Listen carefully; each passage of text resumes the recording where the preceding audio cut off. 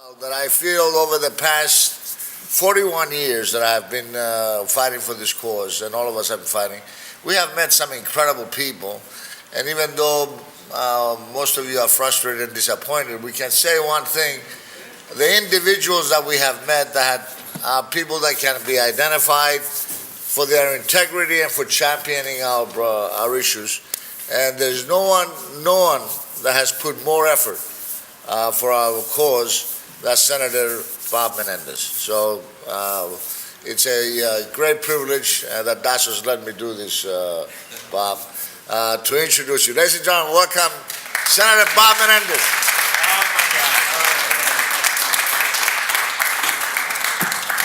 Well, thank you, Philip, very much for your gracious introduction and above all for your friendship. And Tassos let you do it because he's dressed for spring, not for official. Thank you. You're welcome. Only the people I love do I pick on. So in any event, let me say it is great to be with the conference again over these many years, my 23rd. I appreciate so many of you that I have created relationships with over time. Certainly the work that Andy and Mike Manitos do here, my dear friend Philip Christopher and what he's done, Peter Panicolaou, who's done such a fantastic job, people who we miss, like Andy Athens, as well as my friend who I pick on, Tassos Ambas, Andy Zemanidis. I saw that his name is now Dr. Christodoulos, so congratulations on getting your PhD after a long time. Certainly, I don't know if the ambassador is still here, but we appreciate the Cypriot ambassador's work on behalf of the relationship between our two countries, and to all of our friends in the community. Look, I know that 4+ decades is too long. It was too long when it was a year of invasion and occupation. It is certainly way too long after 4+ decades. But I also think that it is only because of the engagement of the community here in America and elsewhere that Cyprus is poised for some tremendous opportunities. Its success as part of the European Union, incredibly important. Its ability to weather financial storms, incredibly important. Its security, more secure as a result of the reality of your engagement. So in the midst of still seeing the pain of division, the reality is I want you to know that it's your engagement that has brought us to a moment in which I hope that we can see some real progress towards our mutual goal of a reunited country, of a bizonal, bicommunal federation in which Greek and Turkish Cypriots can live side by side as they once did. Now, I do have a problem for those who don't recognize history. And I reject the view that even as we are trying to have a negotiation, that those who say that this is not a problem of invasion and occupation, it is clearly and was an invasion and an occupation. And to deny history is destined to live with the challenges of ignoring it. So that's why I came out so strongly when I read the statements about the United States ambassador. I don't know in what context he meant it, but in any context it's not acceptable, particularly in the midst of the negotiations that are taking place.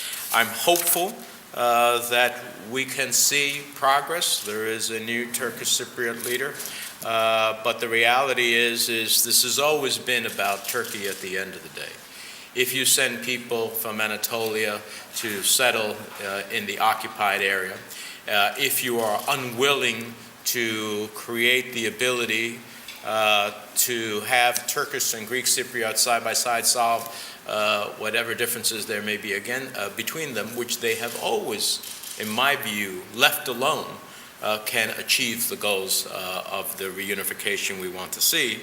But you can't do that when you send your ships into Cyprus's exclusive economic zone, which is why I went to the floor of the United States Senate and spoke against Turkey when the Barbaros was in the midst, accompanied by warships, into Cyprus's economic zone, which is why I called Vice President Biden as this was happening and his engagement with Turkey to say to him, this is not sustainable and clearly a blow to any potential negotiations.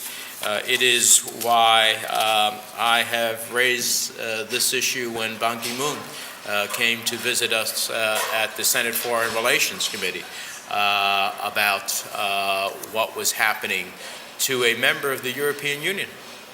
Because, I don't know, some people lose sight that Cyprus is a member of the European Union and is expected to be treated in all respects like a member of the European Union, and to have its territorial sovereignty recognized. Now, the election in the occupied area is only one opportunity, but that opportunity really is going to be driven by how we, in my view, how we actually direct our advocacy with Turkey to allow Cypriots to make their own decision. I was concerned when Turkey backed off of their past zero problems with neighbors policy and already have a more confrontational policy with respect to Cyprus and Israel that threaten U.S. interests and stability in the region. Those concerns are still valid today. On May 9th, Turkey's Undersecretariat of Defense Industries and the Turkish shipyard Sedef Shipbuilding signed a contract to build Turkey's first landing platform dock by 2021, a move that can disrupt the security balance of the Eastern Mediterranean. Needless to say, that's an alarming development for Israel, Greece, and Cyprus. On May 25th, President Erdogan addressed the Sixth World Forum on Energy Regulation in Istanbul, where he said, quote, "It is not possible for us to make any concessions on our policy regarding the Turkish Republic of Northern Cyprus," what he calls the Turkish Republic of Northern Cyprus, "and the island's energy resources." He also said that Turkey was a key country for utilizing and delivering the resources off the island, which he added belonged to each resident. The bottom line is that when you listen to that and so much more, the positions that Turkey has taken have not only undermined the U.S. and UN efforts to achieve a final resolution to the Cyprus question, but on the contrary, has raised the possibility of an expanded conflict in the region. And in my view, while there is, I think, legitimate efforts going on, certainly forward-leaning by the government of Cyprus in these negotiations, when you see all of this background with Turkey, this is where there is an obligation, from my perspective, for the United States to speak strongly to its NATO partner and say, you cannot take these positions and expect us to ultimately work with you in common cause when in fact you are undermining the security of the Eastern Mediterranean. And I am going to continue to push, as a senior member of the Senate Foreign Relations Committee, the State Department in witnesses, in public and in private, to challenge them. I know they asked Greece to consider not having a certain pipeline for energy because they don't want to see that one happen, but they won't tell Turkey where it emanates, has to emanate out of, that they should in fact not consider that pipeline. There is a fundamental disconnect here between even our national interests and security as a country with how we engage Turkey and how we deal with it. Now, in the midst of that, I see also tremendous opportunity, and this is one of the areas that I would use significantly, the exclusive economic zone, the opportunity for the combination between Israel, Egypt, and Cyprus and Greece to change the dynamics of energy opportunity in the Mediterranean and in Europe, especially in the midst of the challenges that Europe has awoken to understand that their energy is they are largely committed to one country, and that's never good, no matter who that country is. You need diversity in your energy supplies, so you can't be held hostage. I think there's a tremendous opportunity for Cyprus, as part of that coalition in the exclusive economic zone, to develop and use the energy not only for the benefit of its people, but to use the energy as a leverage of greater advocacy throughout Europe and in the United States for our ultimate goal. And so as we speak to my colleagues here, I hope that, of course, in addition to what is righteous and what is wrong with invasion and occupation, that we also think strategically about that energy lever as a real opportunity to get people to think differently, as well as reminding them what a good ally Cyprus has been to us in critical moments when we had to get people out of conflicts and find a place of refuge. Cyprus offered it.